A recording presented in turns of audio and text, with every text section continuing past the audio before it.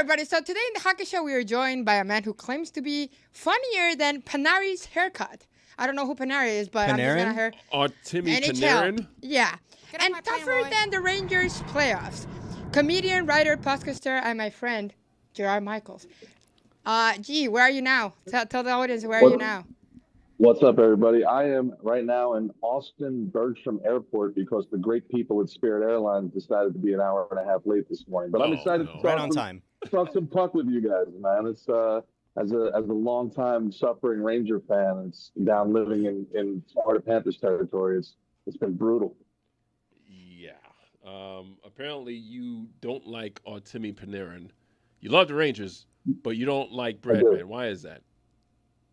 Because Artemi Pond Hockey is a coach killer that refuses to buy into anybody's system but his own. He's a power play merchant, doesn't back check, double shifts himself whenever he feels like it, and then goes out for a couple non-consensual cigarettes at the end of the night. The guy's the absolute worst. He's a minus player in the playoffs, and I know people don't like plus minus, but in the playoffs, pretty important to score more than the other team. So, the guy makes, I believe, as of last year, was the fifth most money in the entire league. And we got rid of Chris Kreider, who is basically the exact same player. He's a power play merchant that doesn't back check. He's soft in the corners, and he makes half as much money now as scoring, twice as many goals. So yeah, the guy he's all flash, no dash. He's not the type of player that you win with. I'd rather have Pat Maroon than Artemi Panarin. That's a take. Well, wait a minute. Have you felt this sort of hatred for a player on your favorite team before? Yes, Carmelo Anthony. Oh, man. I like that one. Man. Oh. You must love Dwayne Wade. There's winning players. There's winning players, and then there's players that win you in fantasy. And I think people play fantasy hockey, and they look at somebody like Artemi Pond Hockey and say, how can you not like a guy who scores 120 points? Well, when 80 of them are on the power play, and 60 of those are secondary assists where he gives it to Fox, and then Fox throws it to the front of the net for Kreider to deflect it in. I have a theory that people score on the power play. It's easier to score on the power play than anywhere else. And it's also, when you hear people like Kreider go to, Anaheim talk about there's no ego in the room and how refreshing it is. What do you think he's talking about? The guy's 1-0. He's the most protected player in Rangers history. He throws tantrums. He doesn't talk to the media. He doesn't back check. When Gerard Gallant called him out, they fired Gallant. So look, I get it. He's the best free agent signing in team history, which says something about them. But when you look at how to win in the playoffs, when you look at how to win a Stanley Cup, an East-West player who leads the league in turnovers and doesn't play any defense at all, it's not a winning player. I don't care how many points he scores. Go back and look at those. I'm sorry, go ahead. No, I was just saying, you're talking to guys in Panther country, so we know exactly what you're talking about. Yeah. I'm so jealous. I'm so jealous of the way those guys play. I'm so jealous of the way they roll four lines. I'm jealous of every move they make is brilliant. Their GM works. Paul Maurice is the best coach in the game. They get unbelievable goaltending from Bob, and everybody plays a role on that team. And when I look at Rangers hockey, what's their identity? They don't develop any players because what's their system? When you look at Alexis Lafreniere, he's first overall pick and consensus first overall, but what's he do better than anybody else that you're like, oh, okay, I get it. Like, he doesn't skate like Hughes. He doesn't shoot, like Stutzel. What does he do that makes you be like, yeah, that's the consensus number one. He's not big. He's not fast. He's not strong. I guess he's got good hands, but then again, I can't help but wonder if being on the same line as Brett and learning to stop at the blue line and chuck, east-west backdoor passes all game didn't stunt his growth. Hopefully, a player like JT Miller, I think, is a winning type player. I think Trocheck's a winning type player. And, hopefully Lafreniere can learn to play that kind of north-south gritty game. But, as it is right now, I don't think this Ranger team's going anywhere with Brett on it. He's a coach killer. Now that we're talking about Panini or whatever his name is, if you could trade a player from the Rangers and the Panthers, who would it be? Knowing that Panini, you will bring us Panini. Panarin. Who would you take? Oh, Panini. Who would you take from the... It sounds like you would take anybody. You take Jonah Gadovich for Panarin. Except Barkov. I take Verhaeghe. Well, Barkov, obviously. No. The other thing, too, is Wow, injured. Rose will not allow that. Rose would Yeah, never it's allow like- anybody to trade anybody for Barkov. No, Barkov is ours. Think about the money, guys. Think about the money. Would you rather have Kachuk or Panarin? Because Panarin makes more money. Would you rather have Marchand or Panarin? Of course, Panarin makes twice as much money. Would you rather have Bennett? You could make an argument. Panarin makes more Right, than everybody but on the hey, Panthers. Think about that. Think about that. Right now, the Rangers got 20 mil in, Artemi Panarin and Mika Zeben. I'm so bad to go out there. Zeben, I'm so not. His ball has to be studied. He was so unbelievably good, and then it's just like one day the dude just couldn't hit the net anymore. Refused to skate, refused to play defense. I don't know what happened. It's almost like the Monstars came down and stole his talent. They didn't replace any of Trouba's grit on the back line. And Trouba wasn't a great defender, but he won them an entire series by assaulting Sidney Crosby.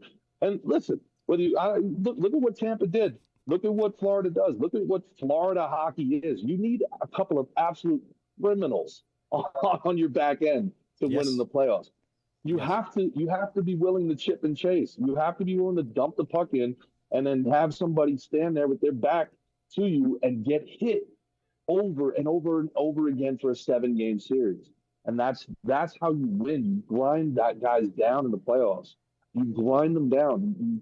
You let them know that every inch of ice is going to come with an ounce of pain. And this Ranger team just doesn't have that construction. I actually like our bottom six. Our bottom six is better than our top six. Give me Rempe and Edstrom all day, every day over Panarin and Lafreniere. They don't play a hard style of hockey, and it doesn't inspire the rest of the roster to do the same.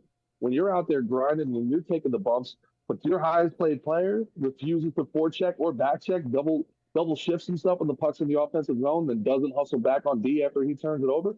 How long are you going to sit here and be like, okay, I'm cool with that? No, the dude's a cancer. I can't be convinced otherwise. So your Monstars reference took me down an interesting little mental rabbit hole. So now my question for you, because you are into acting, you're into the entertainment industry. When they make the hockey version of Space Jam. Oh, no.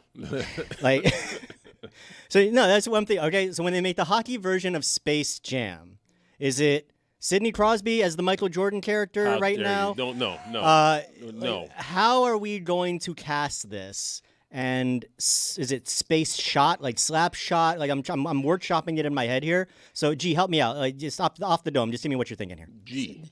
Well, yeah, that's what Rose was I love it. I absolutely love it. We got to get Jay Baruchel involved in it.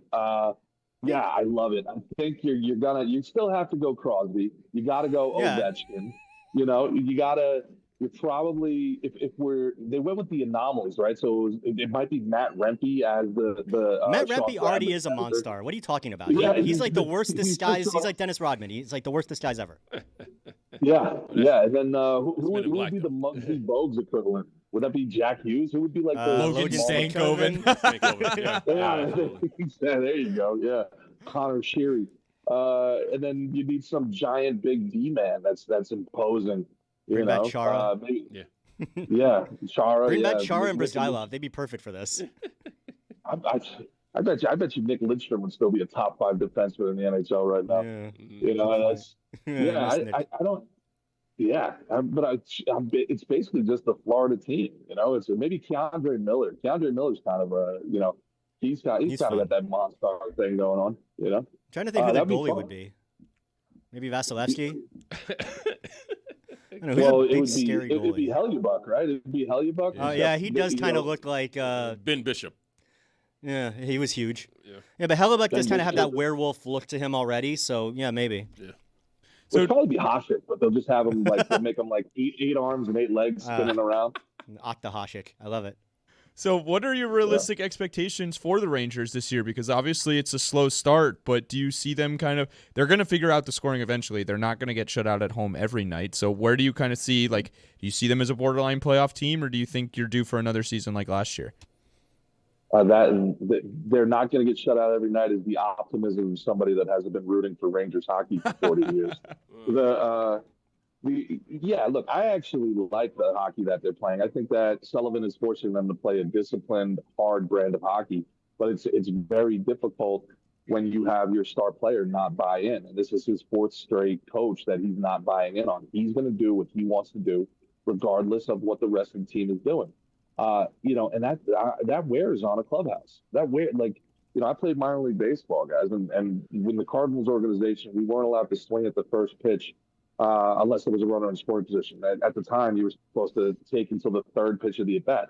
And the math on that works because the idea is the starting pitcher is very good and the closer is very good. So if you can get into middle relief, you'll get more at bats and more swings against their lesser arms. Right now, that doesn't work as much because there's a pitching change every 16 pitches. But Yeah. if you're sitting there going 0-2 and having the battle, and the guy up after you says screw it and swings at the first pitch and hits a long fly ball to the warning track and feels good about himself that he almost got it, that's contagious for the rest of the team. Where it's like, well, if there's no buy-in, what am I taking the hits for? Screw this.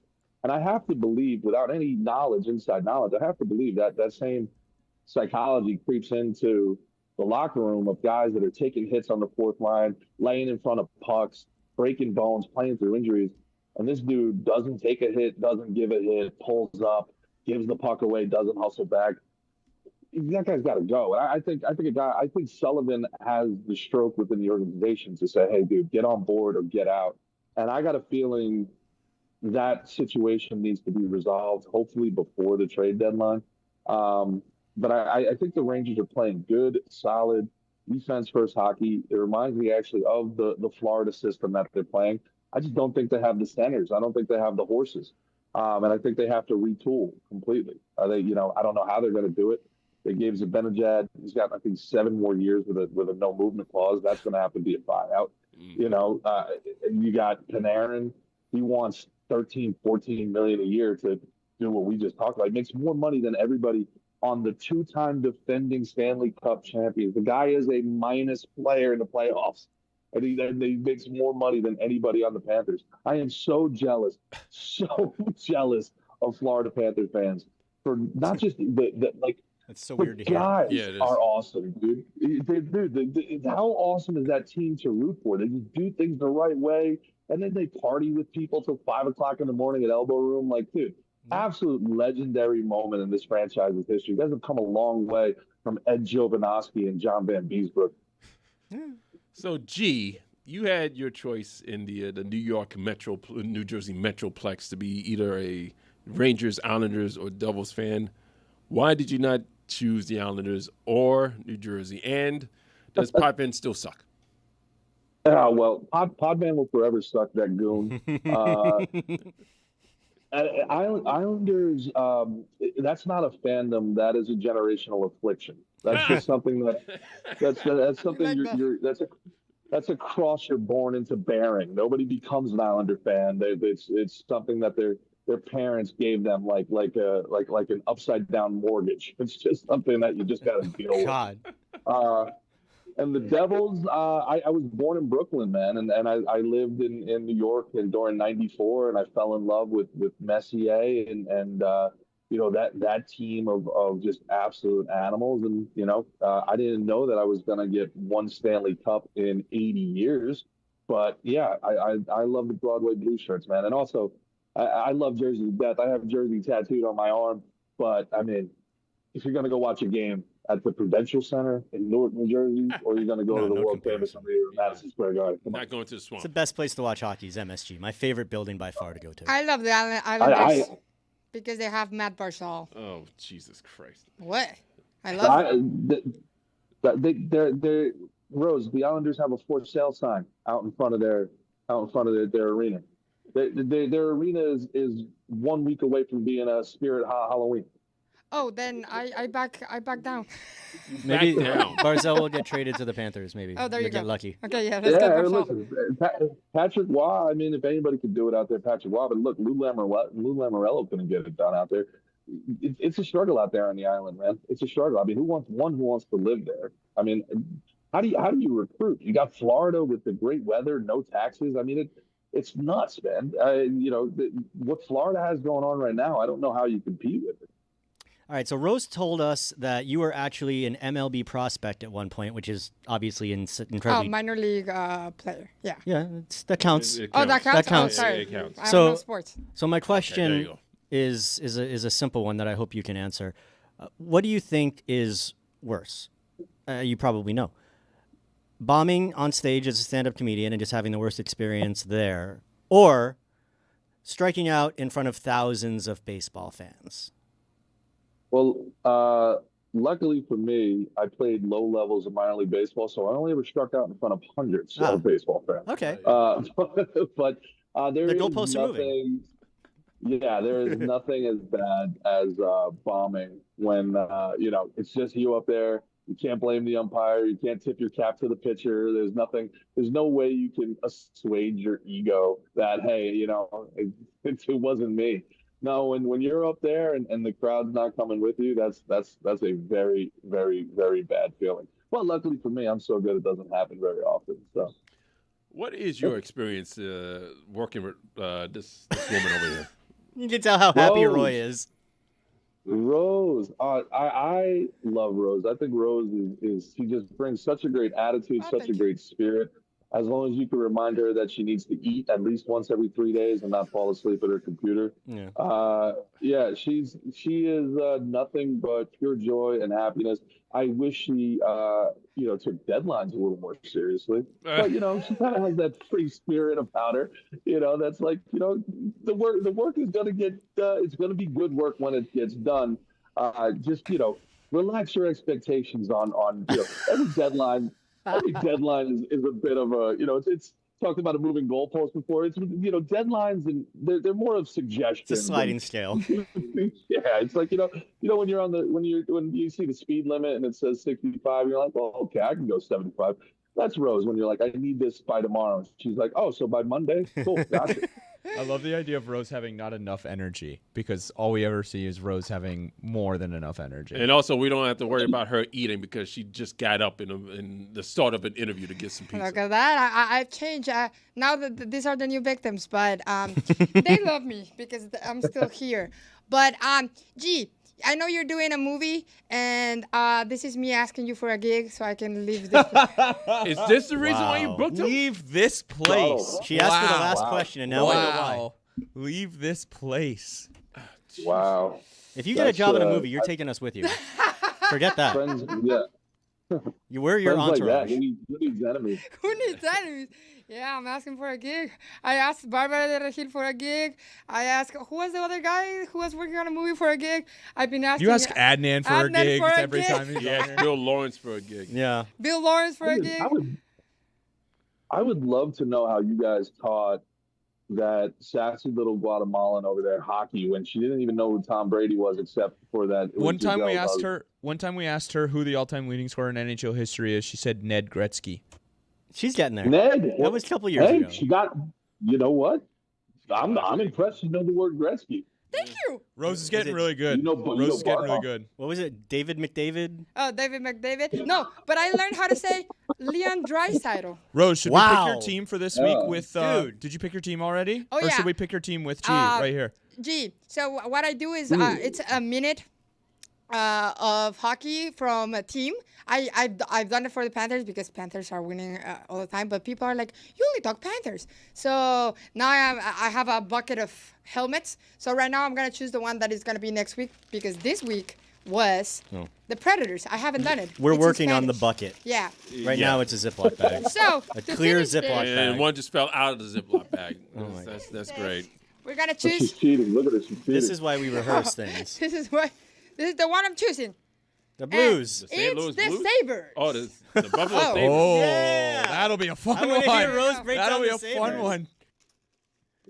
So that's coming on social media this week, Rose? When is that coming? Next Friday. Today is the Nashville Predators, and I have the minute, but that's gonna be after. And it's in Spanish, so when you Just stole the understand. bag. If you understand Spanish, good for you. If you don't, I'm go learning. learn.